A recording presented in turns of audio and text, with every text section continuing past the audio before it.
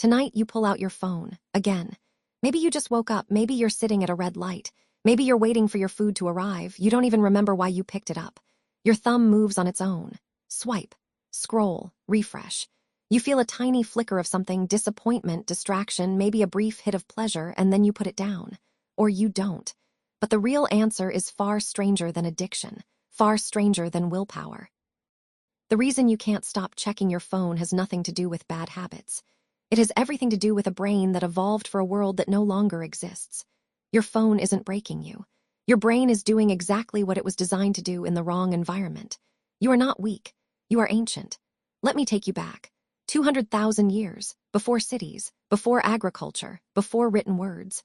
You are a small, soft-bodied primate standing in the tall grass of the African savanna. Your world is loud and dangerous and beautifully simple. Every sound could be a predator. Every rustle in the bushes could be death. And every social signal, a glance, a gesture, a grunt from another member of your group could mean survival. In that world, your attention was a rare and precious resource. You could not afford to ignore anything that might matter. The brain learned to treat novelty as urgent. A new sound, a new shape, a sudden movement.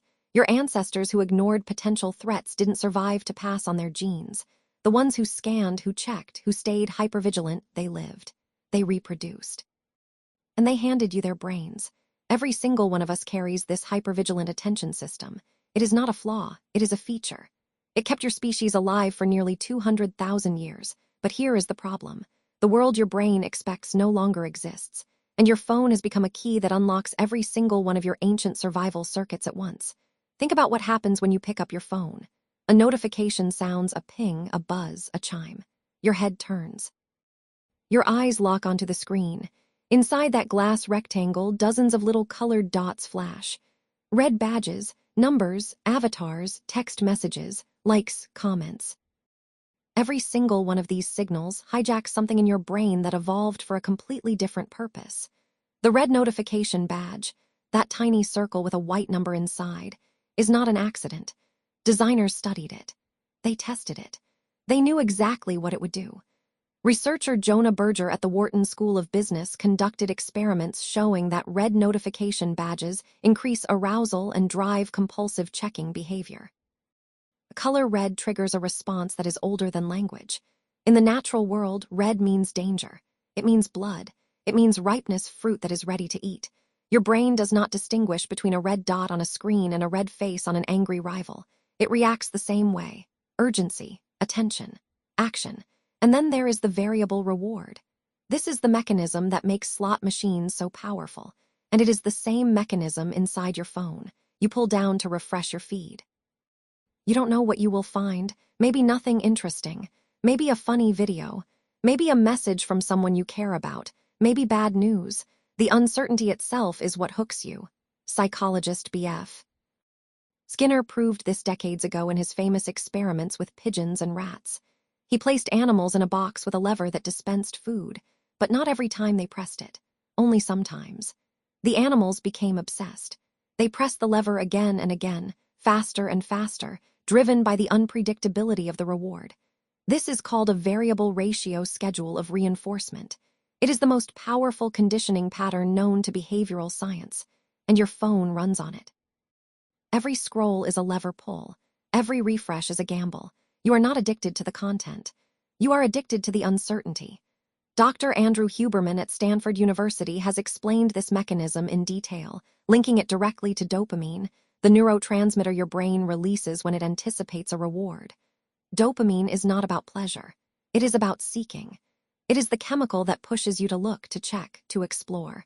Your ancestors needed dopamine to survive.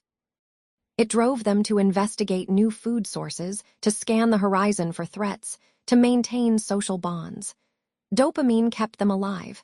Now it keeps them scrolling. This is the glitch. Your brain's ancient seeking system has been hijacked by a device that was engineered by some of the smartest people in the world to exploit it. They did not set out to destroy your attention. They set out to capture it. And they succeeded because they understood something your brain does not, that your brain was never designed for abundance. It was designed for scarcity. For most of human history, information was scarce. You knew what you knew. The world around you was limited to what you could see, hear, and touch. Social information came from a handful of people you saw every day.